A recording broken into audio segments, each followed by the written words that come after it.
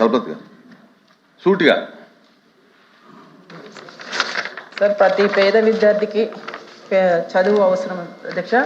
గతంలో వైఎస్ జగన్మోహన్ రెడ్డి గారు పేద విద్యార్థిని గ్లోబల్ సిటిజన్గా తీర్చిదిద్దాలనే ఉద్దేశంతోనే నాడు నేడు అనే కార్యక్రమాన్ని తీసుకురావడం జరిగింది అధ్యక్ష. నాడు నేడు కార్యక్రమం ఇది ఒక ఆంధ్ర రాష్ట్రంలోనే కాకుండా దేశంలోనే ఒక ఆదర్శ రాష్ట్రంగా ఉండింది అధ్యక్ష. నాడు నేడు అధ్యక్ష, నేను సూటిగానే అడుగుతున్నాను అధ్యక్ష. దయచేసి మంత్రి గారు అధ్యక్ష, అప్పట్లో అధ్యక్ష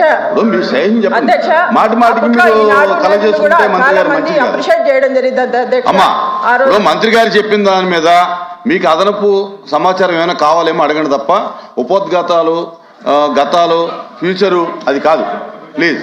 ఇది నాడు నేడు అనేది గొప్ప కార్యక్రమం సార్. కనీసం 2 నిమిషాలను చెప్పుకునే అవకాశం ఇది క్వశ్చన్ అవర్ అండి.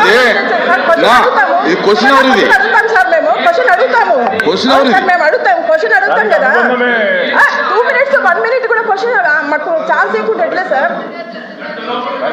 సార్, ఒకటి దాదాపుగా ఆ రోజు జగన్మోహన్ రెడ్డి గారు 45 స్కూళ్ళను నాడు నేడు కార్యక్రమం మీద తీసుకురావడం జరిగింది అధ్యక్ష. అధ్యక్ష, ఈరోజు ఈ ప్రభుత్వానికి నేను ఒకటే అడుగుతున్నాను అధ్యక్ష. ఈ ప్రభుత్వానికి అసలు ఈ ప్రభుత్వ పాఠశాలలో మౌలిక సదుపాయాలు కల్పించాలనే ఆలోచన ఉందా లేదా? పెండింగ్ లో ఉన్న సెకండ్ ఫేజ్ కంప్లీట్ చేస్తారా లేదా అని నేను సూటిగా అడుగుతున్నాను అధ్యక్ష. అధ్యక్ష, నాడు నేడు అనే కార్యక్రమం చాలా అద్భుతమైన కార్యక్రమం. పేద పిల్లలందరికీ కూడా మంచి విద్య అందించాలనేటటువంటి సహృదయంతో గత ప్రభుత్వం జగన్మోహన్ రెడ్డి గారు దీన్ని ఏర్పాటు చేయడం జరిగింది. అధ్యక్ష, మంత్రివర్యులకు నా ప్రశ్న ఏమిటంటే, దాదాపు 90% అబౌవ్ స్కూల్స్ అన్ని కూడా కంప్లీట్ అయినాయి నాడు నేడులో. కేవలం కిటికీలు ఎలక్ట్రిసిటీ ఉండేటటువంటి వాటికి డబ్బులు కూడా ఉన్నాయి అధ్యక్ష. 2 లక్షలు 3 లక్షలు హెడ్ మాస్టర్ దగ్గర డబ్బులు ఉన్నాయి. ప్రభుత్వం ఆదేశిస్తే డెఫినెట్గా అది ఖర్చు పెట్టుకొని బాగు చేస్తామనేటటువంటి ఉద్దేశం వాళ్ళకు ఉంది. అది రిలీజ్ చేయవలసిందిగా అది కోరుతూ, తర్వాత అధ్యక్ష, దాదాపు ఈ 3 సంవత్సరాల్లో 70,000 మంది పిల్లలు గవర్నమెంట్ పాఠశాలలో చదివే పిల్లలు ప్రైవేట్ పాఠశాలకు పోవడం జరిగింది.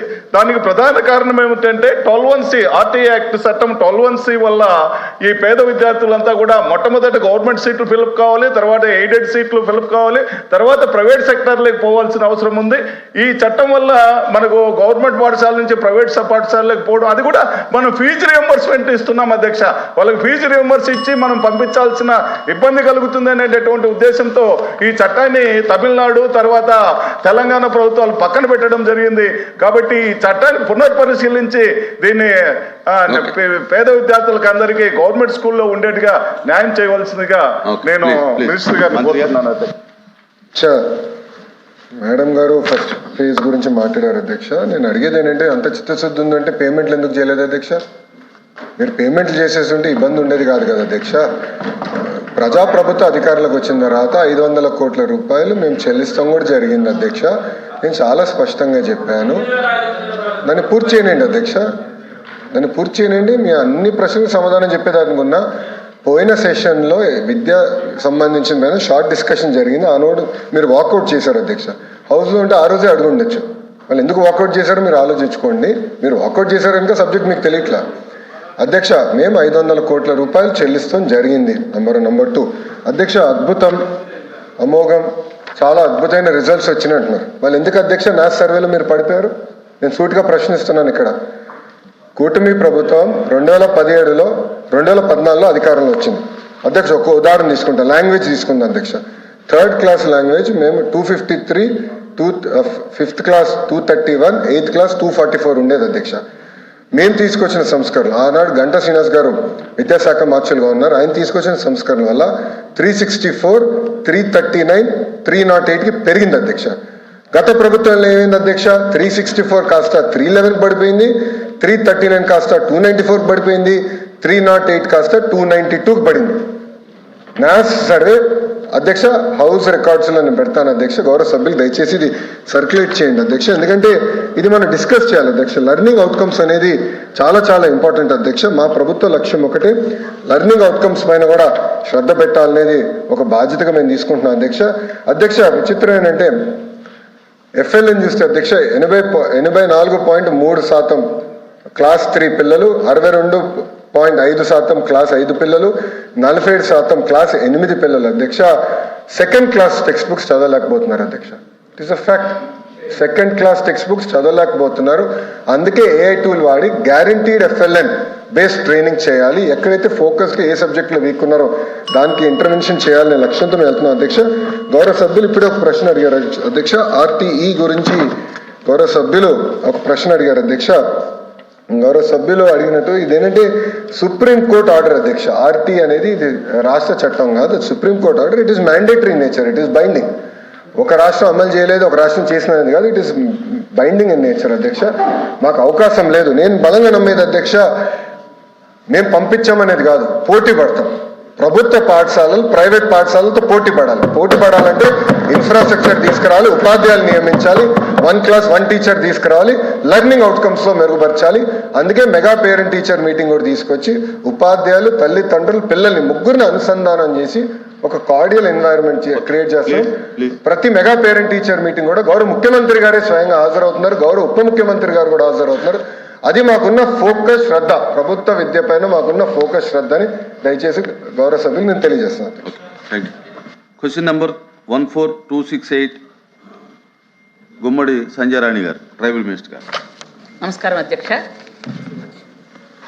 అధ్యక్ష, ఏ ప్రశ్నకు సమాధానం 757 గిరిజన హాస్టల్స్లో 178,687 మంది విద్యార్థులు ఉన్నారు అధ్యక్ష. ప్రభుత్వం వారికి స్కూల్ కిట్ అంటే సర్వేపల్లి రాధాకృష్ణ విద్యార్థి మిత్ర స్కూల్ కిట్స్, అలాగే డైట్ ఛార్జెస్, కాస్మెటిక్ వస్తువులు, అలాగే bedding material, notebooks, stationery, steel ప్లేట్లు, గ్లాసులు, అలాగే బెడ్లు, త్రాగునీటి సౌకర్యం, ట్రంక్ బాక్సులు మొదలైనవన్నీ కూడా అందిస్తుంది అధ్యక్ష. అలాగే బి ప్రశ్నకు సమాధానం జీతాలు, ఆహారం, కాస్మెటిక్ మెటీరియల్స్ వీటన్నిటితో కలుపుకొని 2025-26 విద్యా సంవత్సరంలో 1,285 కోట్ల రూపాయలని శాంక్షన్ చేయడం జరిగింది అధ్యక్ష. మూడో ప్రశ్నకు సమాధానం అన్ని కొనుగోళ్లు టెండర్ల వ్యవస్థ ద్వారా చేయబడుతుంది. అలాగే డైట్, కాస్మెటిక్ ఏవైతే ఉన్నాయో ఛార్జెస్ ఏవైతే ఉన్నాయో అవన్నీ CFMS ద్వారా ఇవ్వడం జరుగుతుంది అధ్యక్ష. Thank you. రాజశేఖరన్ గారు.